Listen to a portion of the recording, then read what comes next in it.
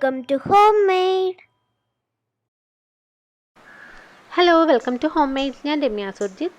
ഞാനിപ്പോൾ ഒരു വെണ്ടയ്ക്ക മെഴുക്കുവരട്ടിയത് ഉണ്ടാക്കാൻ പോവാണ്. വെണ്ടയ്ക്ക മെഴുക്കുവരട്ടിയതൊക്കെ എല്ലാവർക്കും അറിയാവുന്നതാണ്, പ്രത്യേകിച്ച് റെസിപ്പിയുടെ ആവശ്യമൊന്നുമില്ല. വെണ്ടയ്ക്ക നല്ല മുരിച്ച് മെഴുക്കുവരട്ടാൻ പോവാണ്. അപ്പോൾ നമുക്ക് വെണ്ടയ്ക്കയിൽ മെഴുക്കുവരട്ടുന്ന സമയത്ത് ആദ്യം നല്ല വഴുവഴുപ്പുണ്ടാവും. അതൊക്കെ മാറാനായിട്ടും പെട്ടെന്ന് വഴുവഴുപ്പൊന്നും അധികം ഇല്ലാതെ നല്ല പെട്ടെന്ന് മുരിഞ്ഞു വരാനായിട്ടുള്ള 1-2 ടിപ്പൊക്കെ ഇതിനകത്ത് പറയുന്നുണ്ട്. അപ്പം ആദ്യം വെണ്ടയ്ക്ക മെഴുക്കുവരട്ടിയത് എങ്ങനെയാണെന്നൊന്ന് കണ്ടു നോക്കിയിട്ട് വരാം. വെണ്ടയ്ക്ക നല്ല പൊടി പൊടിയായിട്ട് അരിഞ്ഞെടുത്തിട്ടുണ്ട്. ഒരു പാൻ ചൂടാക്കാൻ വെച്ചിട്ട് അതിനകത്തേക്ക് ആവശ്യത്തിന് എണ്ണ ഒഴിച്ചു കൊടുക്കുക. എണ്ണ കുറച്ച് ആവശ്യത്തിന് വേണം കേട്ടോ. എണ്ണ കുറഞ്ഞു പോയി കഴിഞ്ഞാൽ നമ്മൾ ഉദ്ദേശിക്കുന്ന അത്രയും നന്നായിട്ട് മുരിച്ചെടുക്കാൻ പാടാണ്. എന്നാലും ഞാൻ ഈ പറഞ്ഞ പോലെ ചെയ്ത് കഴിഞ്ഞാൽ ഒത്തിരി എണ്ണയില്ലെങ്കിലും നമുക്ക് മുരിച്ചെടുക്കാം.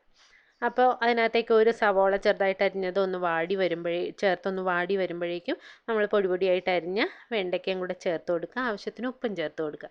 പിന്നെ നമ്മൾ ഇതിനകത്തേക്ക് ചേർക്കുന്നതാണ് നാരങ്ങാ നീര്. ഒരു 1/4 ഭാഗം ചേർത്താൽ മതി. ഞാൻ ഈ പകുതി എടുത്തെങ്കിലും മുഴുവൻ ചേർത്തിട്ടില്ല. കൂടുതൽ ചേർത്ത് കഴിഞ്ഞാൽ അതിൻ്റെ ഒരു പുളിപ്പ് വെണ്ടയ്ക്കയിൽ എടുത്തറിയാൻ പറ്റും. അപ്പോൾ അത് അധികം അറിയാത്ത രീതിയിൽ കുറച്ച് നാരങ്ങാ നീര് ചേർത്ത് കൊടുക്കുക.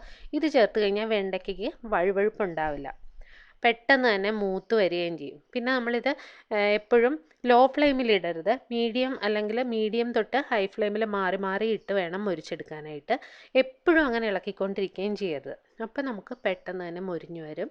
ഇത് നന്നായിട്ട് മൂത്ത് കഴിഞ്ഞപ്പോൾ ഞാൻ കുറച്ച് മുളക് പൊടി, ഒരല്പം കുരുമുളക് പൊടിയും കൂടെ ചേർത്ത് ഒന്നുകൂടെ ഒന്ന് മുരിച്ചെടുത്തിട്ടുണ്ട്. അപ്പം നന്നായിട്ട് ഇത്രയും ഒരു പാകമായി കഴിഞ്ഞാൽ ഹൈ ഫ്ലെയിമിൽ വെച്ചിട്ട് നന്നായിട്ട് മുരിച്ചെടുക്കാം. അപ്പോൾ ഈ നാരങ്ങ നീര് ചേർത്ത് നിങ്ങളൊന്ന് ട്രൈ ചെയ്ത് നോക്കുക. ഇതിനൊരു പ്രത്യേക ടേസ്റ്റും വരും, അതുപോലെ തന്നെ വഴുവഴുപ്പില്ലാതെ മുരിഞ്ഞ് കിട്ടുകയും ചെയ്യും. അപ്പോൾ നമ്മുടെ വെണ്ടയ്ക്ക മെഴുക്കുവരട്ടിയത് റെഡി ആയിട്ടുണ്ട്. ഇനി നിങ്ങൾ കാണാൻ പോകുന്നത് ആമയാണ്. ഞാൻ ഇതിനു മുന്നേ എൻ്റെ ഒരു വീഡിയോയിൽ കാണിച്ചിട്ടുണ്ട് ഒരു ആമയെ. അപ്പോൾ ഇവിടെ മഴക്കാലം വന്നു കഴിഞ്ഞാൽ നമ്മുടെ മതിലിന് വെളിയിലൊക്കെ തോടും കുളങ്ങളും ഒക്കെ ഉള്ള സ്ഥലമാണ്. അപ്പോൾ ഇടയ്ക്ക് ഇങ്ങനെ ഓരോ ആമ കയറി വരും, നമ്മുടെ മതിലിനുള്ളിലേക്ക് കയറി വരും. അത് കണ്ടു കഴിഞ്ഞാൽ നമ്മുടെ വീട്ടിലൊരു ജാക്കി എന്ന് പേരുള്ള ഒരു പട്ടിയുണ്ട്.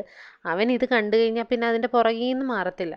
പിന്നെ നമ്മൾ വിളിച്ചാലോട്ട് കൂട്ടിലും കയറത്തില്ല, വലിയ പാടാ. അതിനെ കൊന്നു കളയും.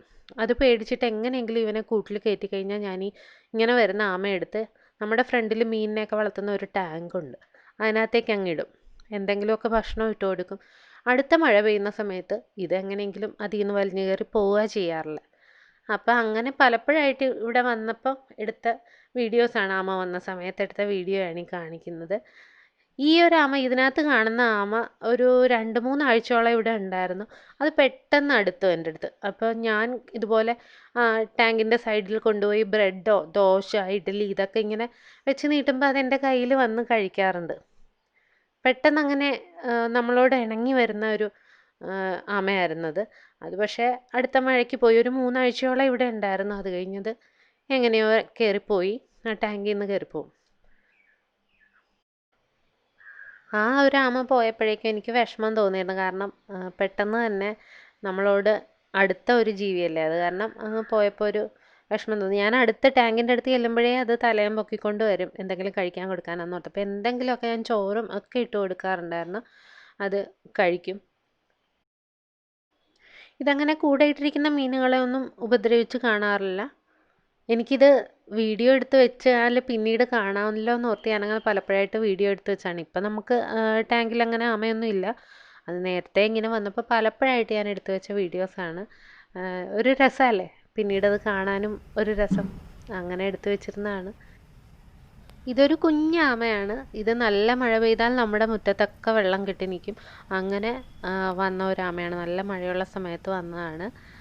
പിന്നീട് അതുപോലൊരു മഴ വരുമ്പം എവിടെയോ എങ്ങനെയോ കയറിപ്പോവും. പിന്നെ നമ്മളതിനെ എത്ര നോക്കിയാലും കാണില്ല. എവിടെ പോകുന്നു, തിരിച്ച് എങ്ങോട്ട് പോകുന്നെന്നറിയില്ല. നമ്മുടെ കോമ്പൗണ്ടിനുള്ളിൽ കുളങ്ങളില്ല, മതിലിന് വെളിയിലാണ് കുളമുള്ളത്. അതെവിടേക്ക് പോയി രക്ഷപ്പെടുന്നെന്ന് ഒന്നും അറിയില്ല.